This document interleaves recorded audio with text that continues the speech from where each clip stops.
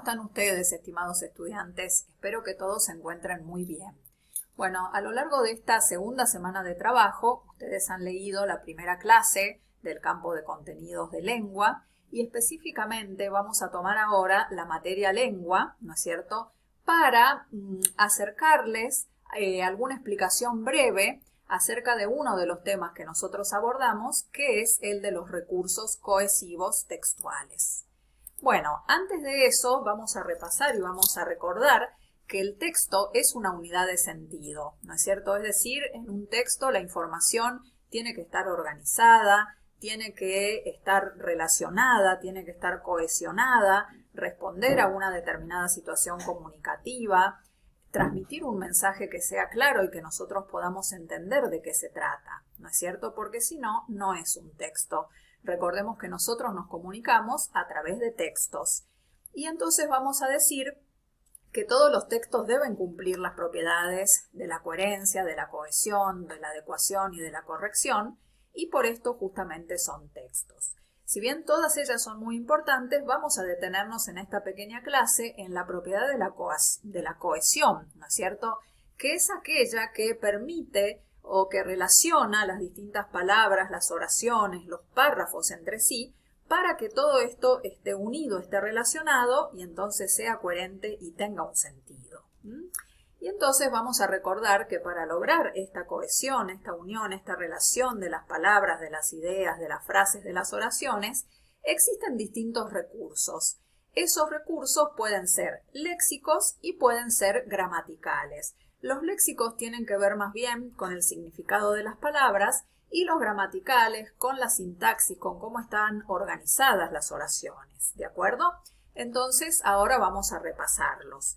Dentro de los recursos cohesivos léxicos, nosotros tenemos en primer lugar la sinonimia, porque recordemos que muchas veces en un texto se usa la repetición.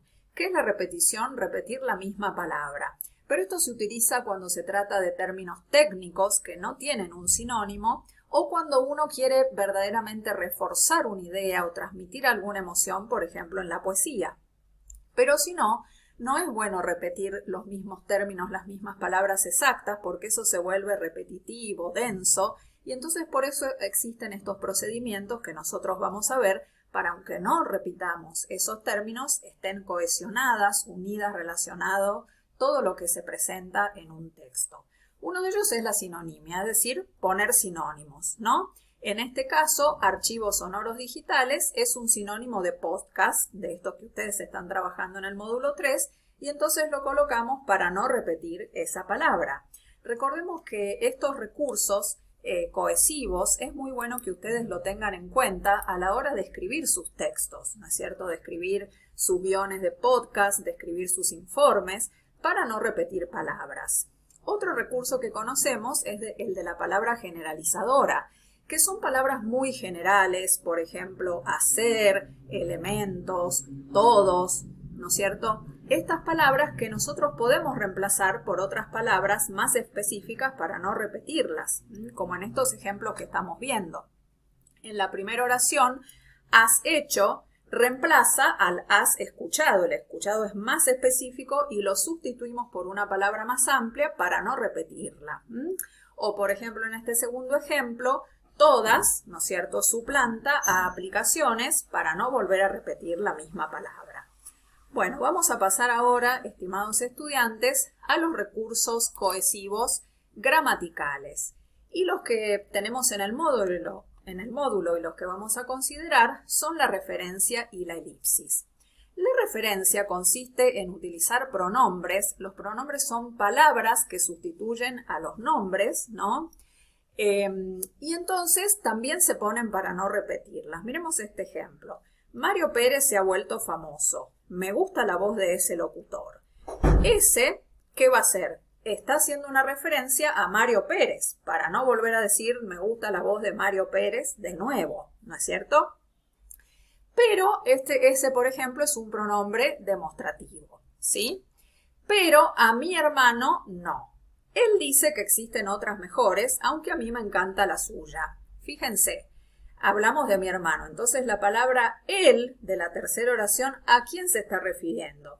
a mi hermano, para no volver a decir, pero mi hermano no. Mi hermano dice que existen otras mejores. Para no volver a decir mi hermano, ponemos el pronombre personal él. ¿De acuerdo? Y finalmente tenemos otro caso de referencia que es, él dice que existen otras mejores, aunque a mí me encanta la suya. Este es un pronombre posesivo. ¿Y a quién se refiere suya? A la voz de ese locutor. Entonces, la idea de la referencia es que nosotros podemos colocar pronombres que se refieren a palabras que ya dijimos antes, que ya escribimos antes, para no volver a repetirlas. Y fíjense que en la última oración tenemos un caso de elipsis. ¿Qué es la elipsis? Es no escribir ciertas palabras porque ya las dijimos antes y entonces sería redundante y lo mismo se va a entender el sentido, ¿no es cierto? Viene diciendo este texto, él dice que existen otras mejores, aunque a mí me encanta la suya, está llena de matices conmovedores. ¿Qué está llena de matices conmovedores? La suya, es decir, la voz de ese locutor. Entonces, para no volver a decir la voz de ese locutor está llena de matices, no pongo la voz de ese locutor, hago una elipsis. Saco esas palabras, pero igual se entiende el sentido del texto. Bueno, estimados estudiantes, espero que esta breve clase los ayude a comprender mejor los recursos cohesivos y nos encontramos la próxima semana. Muchas gracias a todos y adelante.